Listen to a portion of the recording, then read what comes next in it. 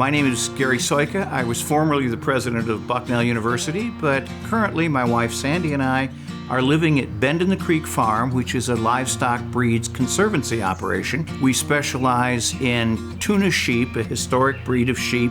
They were a gift to the fledgling nation from the Ottoman Empire, and the recipient of these sheep was President George Washington. Those sheep became, at one point, the most popular sheep in the United States, but they were all south of the Mason-Dixon line. And then the great unpleasantness broke out, the North against the South. As a result of the Civil War and the desire to starve the Confederacy, the tuna sheep nearly became extinct. In 1990, my wife Sandy and I got very involved in trying to bring this breed back. We started with just 4 sheep in our starter flock. We now have approximately 160. These animals stand out a little bit from the typical American sheep flock in that they have those red heads and red legs with a kind of oatmeal-colored fleece. There's even reference to sheep of this kind in the Bible. They're called fat-tailed or wide-tailed sheep.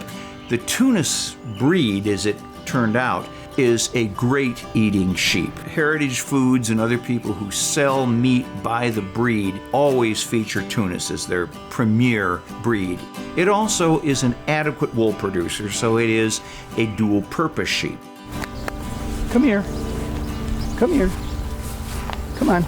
All the animals that we have on this farm, we try to select for those which are a pleasure to be around. They are not aggressive toward people. Look at the wrinkles on his face. He looks like he's got... Yes, you're a handsome dude. You want another cookie? Good girl. Cookie was on a bottle. We used cookies to get her off, and she fell in love. They gotta be the right cookies, don't they, Cookie?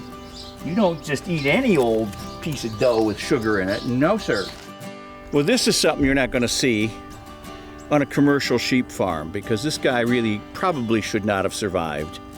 He was the victim of a very tough delivery accident. His mom rolled over on his head when he was about halfway out. And he was paralyzed, and his head was swollen up, and his face was swollen.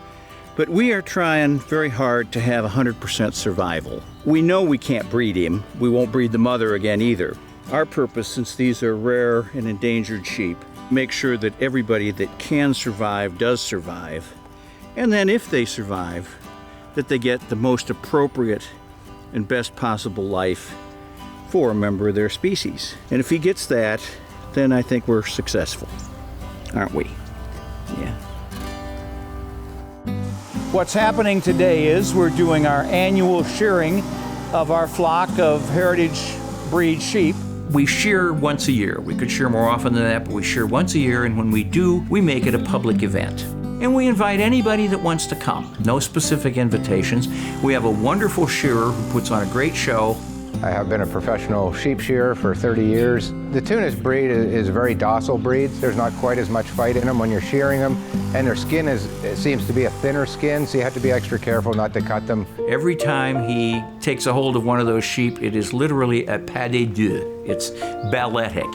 And the animal seems so pliant. It seems so willing to let him do that. And they're enjoying being freed of that 10 pounds of wool that they've been carrying around for months. We've tried to operate this farm in an ecologically sensitive and sustainable fashion. These animals were a gift to America at the very beginning of our history, and here they are again today. And I'm happy to report tuna sheep are no longer considered endangered. They are still on the so-called watch list. We feel we've helped preserve part of America's livestock heritage. And of course, the overall conservation attempt is to keep this interesting breed viable and desirable.